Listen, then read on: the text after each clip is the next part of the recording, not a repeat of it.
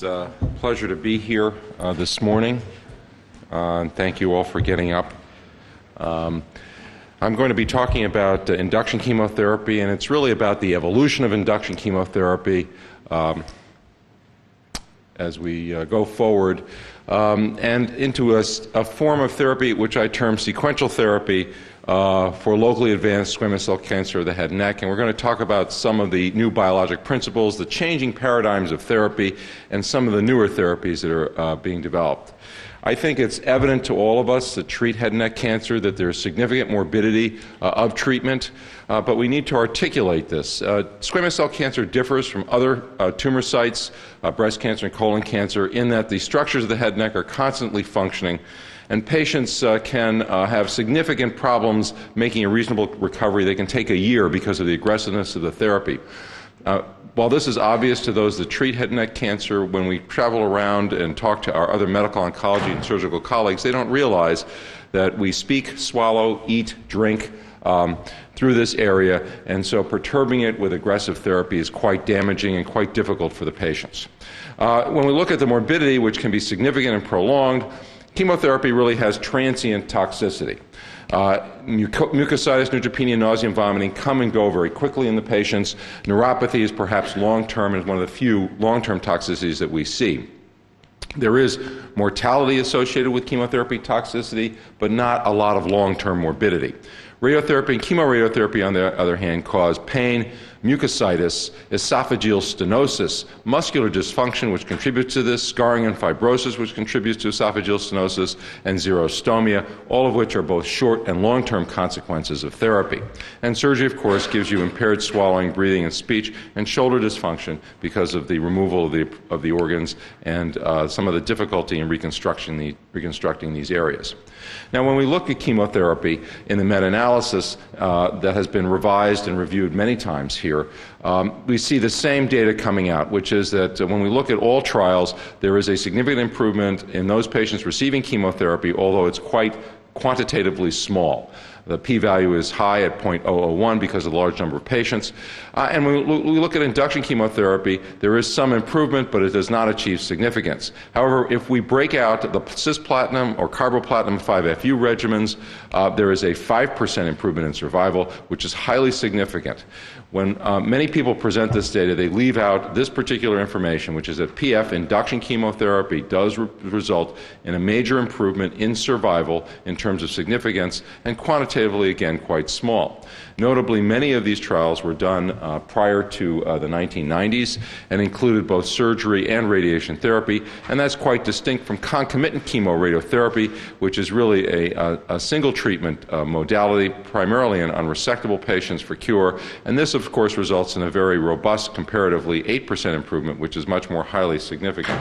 But remember, these are different modes of treatment and had different outcomes and different sequences of therapy. The beginning of the modern age of induction chemotherapy after the original development of platinum 5-FU by the Wayne State Group was, I think, noted by this study by Pagnella et al. Performed in Europe, in which patients were randomized to receive chemotherapy or no chemotherapy, and they were stratified into surgically and non-surgically treated patients. Patients received 4 cycles of chemotherapy. If they had been stratified for surgery, they then went to surgery and radiation.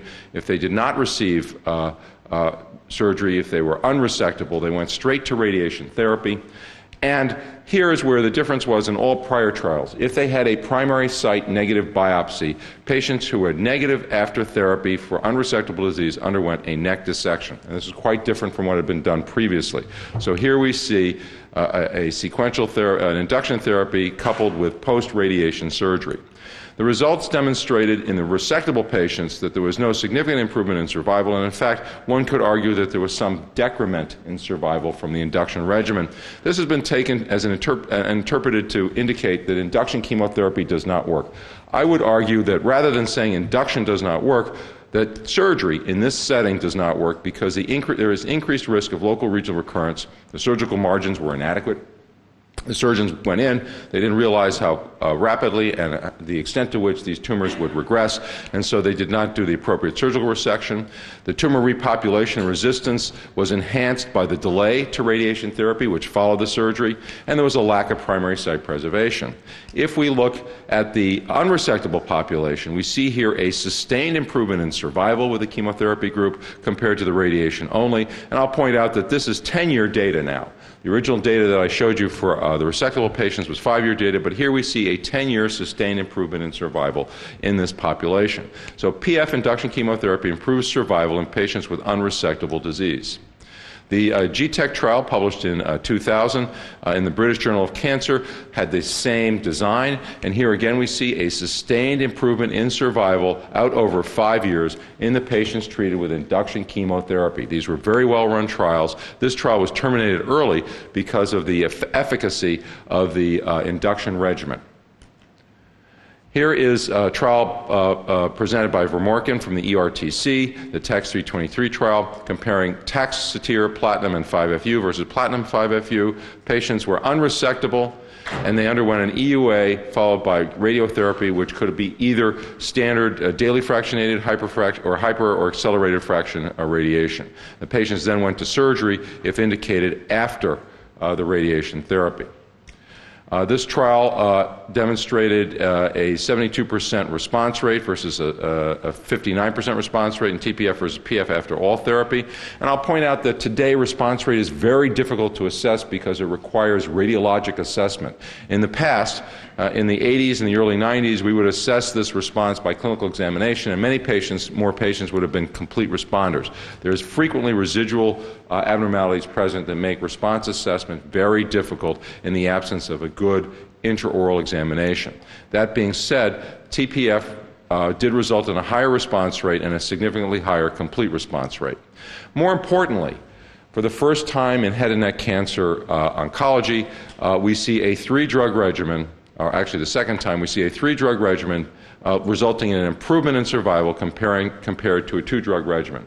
So in this setting of induction chemotherapy followed by radiation therapy, taxotere, platinum, and 5-FU resulted in an improvement in survival in this population. Now, this is only an abstract, and hopefully we'll see the publication on this soon and be able to analyze it. We don't know where the failures were. We don't know what the toxicity, the long-term toxicity was.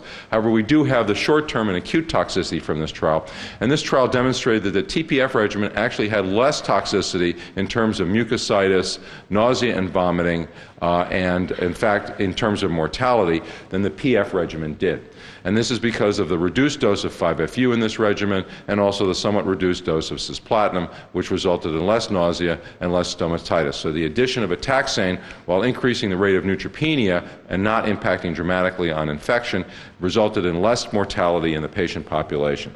So the notion that induction chemotherapy is quite toxic is actually not true. In that there is a relative 2 to 5% mortality associated with treatment, and in fact, TPF regimens, both the Taxol and Taxotere regimens, seem to have less toxicity. Our own data in Dana-Farber looked at TPFL and TPF regimens with taxotere, platinum, and 5-FU. Patients received 3 as opposed to 4 cycles of induction therapy, followed by twice daily fractionated radiation. Here we have a large fraction of patients, a large number of patients over a series of approximately 6 years who were treated in this uniform fashion. About 50% of these patients are oropharynx. These are all stage 3 and stage 4 cancers, and these trials did include 10 patients with nasopharynx cancer, but the rest were standard squamous cell sites. And when we analyzed the failure in this population, 30% of these patients failed locally or regionally, and 11% failed with distant metastases overall, 6 as the only site and 5 in conjunction with local regional failure. Notably, half of these failures occurred in patients who had nasopharynx cancer. So in the true squamous cell cancer, oropharynx, larynx, and piriform sinus, there are only about 5% of this population that actually failed with distant disease. So we had good distant disease control and relatively less local regional control. Late relapses after 2 years were present in 8% of the patients. Now, this is a conjoint survival curve. This is not very scientific, but it takes the 101 patients and looks at their 5-year and 6-year survivals now out exactly the same. We've just had one death from recurrent disease in a patient with nasopharynx who was alive for 4 years. There's one other patient with nasopharynx alive with a second primary. So this is a 65% 5-year survival in an advanced group of patients. Now, chemoradiotherapy makes a lot of sense because squamous cell cancer up until this decade has really been a disease of local regional extent. There's persistence of local regional disease, recurrent disease occurs locally and regionally, and new disease or second primaries occur within the same local regional site. And distant disease has really been about 20 to 30% of failures in the past.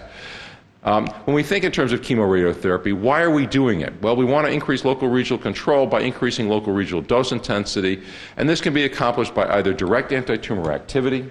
So we have drugs like platinum and Taxol, which work directly on the tumors, or it can be through a radiation sensitization effect, and we have drugs like hydroxyurea and perhaps even C225, which are better radiation sensitizers than they are actually anti-cancer agents. And we have drugs like the taxanes, in which a tumor that is resistant to the direct anti-tumor activity maintains full radiation sensitization with the drug. So you can separate these two processes.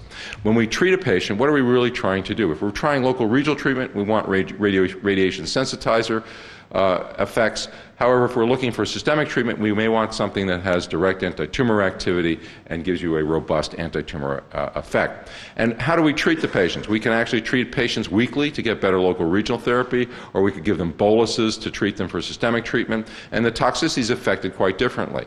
If you give a bolus of treatment, you're going to have more systemic toxicity.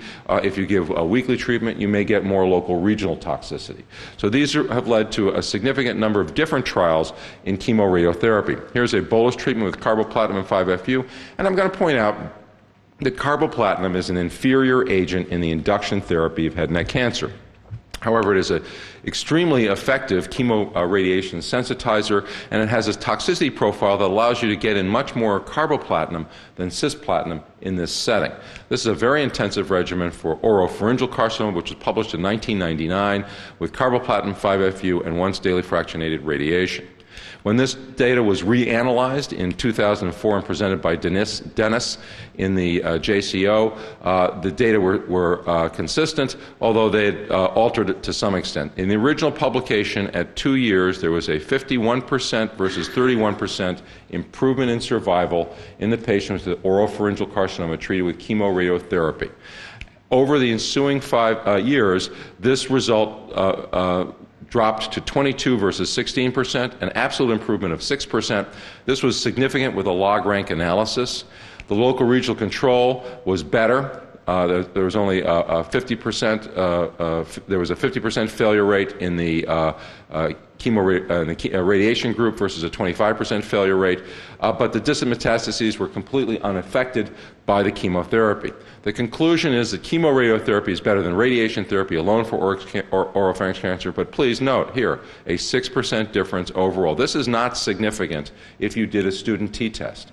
It is only significant if you look at a hazard ratio or a log rank analysis and really look at this area under the curve. But it is important to see that this is a difference.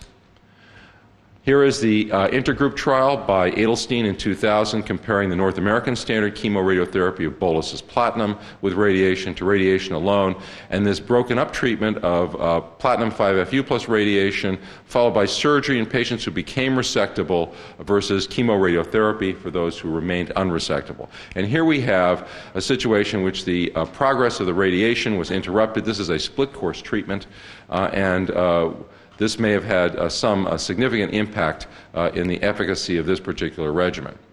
Now, the important data here is located on this panel, this line right here. There is a absolute 14% improvement in survival at 3 years with bolus platinum compared to radiation alone. The broken up treatment is less effective and clearly has some significant issues in terms of effect. The other notable data here is that 1/5, 20% of patients died for reasons that were not captured in this study. This is not an acceptable number. If this were an adjuvant breast cancer study or an adjuvant colon cancer study, to lose 1/5 of the patient population over 3 years for reasons that were not captured would be completely unacceptable in publication. Because this is a head and neck population and there are some assumptions that they're ill, this is allowed to go through. But this means that this data is quite robust, and furthermore, that the absolute value of the chemotherapy was lost because of these patients dying. And what did they die from? Did they die from comorbidities, or did they die because they had inanition, pneumonia, scarring and fibrosis, and other side effects of treatment, which